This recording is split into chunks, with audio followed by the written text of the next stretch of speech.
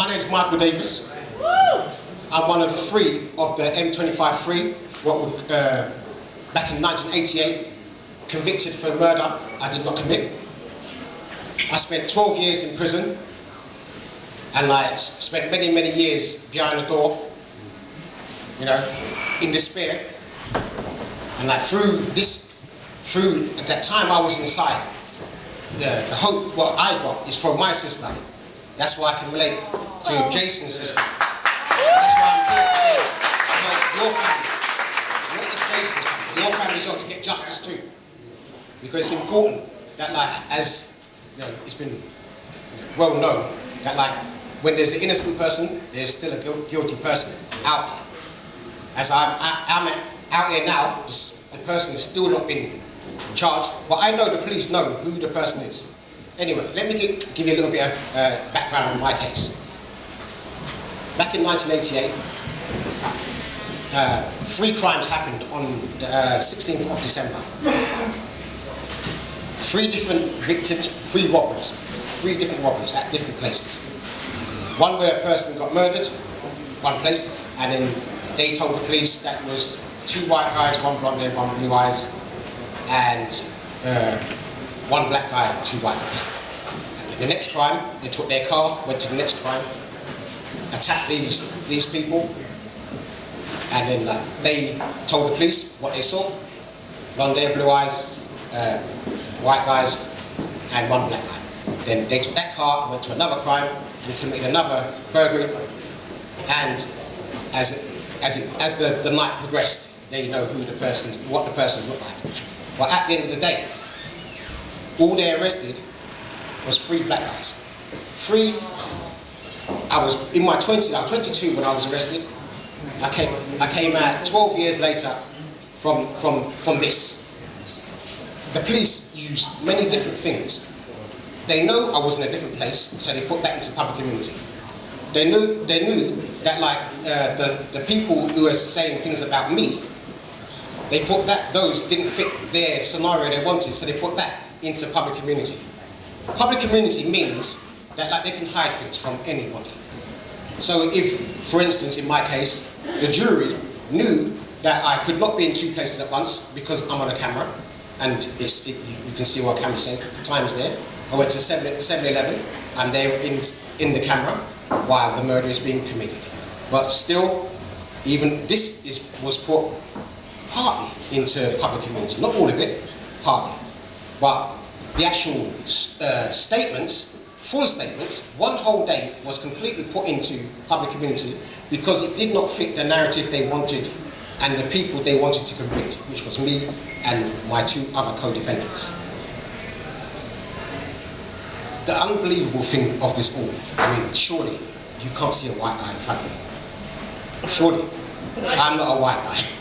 No. Right, so, the jury can come into court and swear blind they saw 2 white guys and 1 black guy. The whole of the jury, the jury heard that, and it's 3 different victims saying exactly the same thing.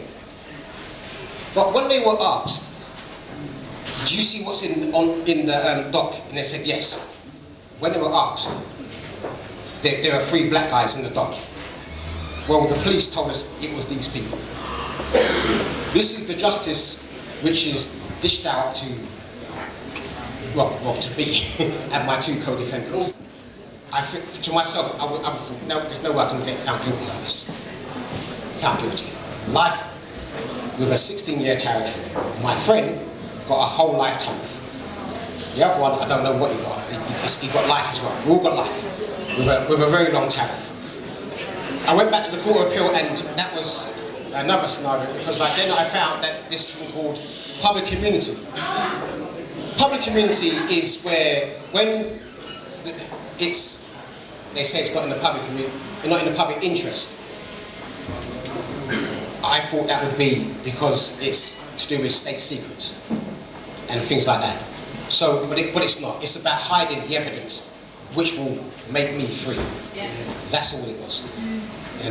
And it was proven to be that, because when finally I got out, that was after appeal, was denied, 93, back to prison, back to no hope. But still, I'm going to fight because I'm a fighter. So, back to prison, back to the House of Lords, not back. Then to the European Courts of Human Rights. They said I had an unfair trial because of the shenanigans they did in the actual appeal court. After the European Courts of Human Rights heard this, they said, no, we had an unfair case, an unfair trial, because of what we found at our second appeal is that the jury and the police, they said statements which was a day was cut off from the case. So like their case started on the 18th, but the whole of the 18th was put into public immunity because that means I'm absolutely innocent. So when they found out this was the case, it was obviously a lie. You know, it was just there to keep me in prison because it was easy to put me in prison because I wasn't exactly an angel. But still because I'm not an angel, it doesn't mean I must do a crime. I mean, do a sentence for somebody else. That's how it is. But anyway, while I was in prison, I learned music. And I wrote songs about what happened to me and what happened on the journey. So I know, like, Jason must be a strong person, like myself, to actually, to start up a campaign. It is very hard. You're inside. No one believes you. I've heard that a million times before, you're innocent, yeah, whatever.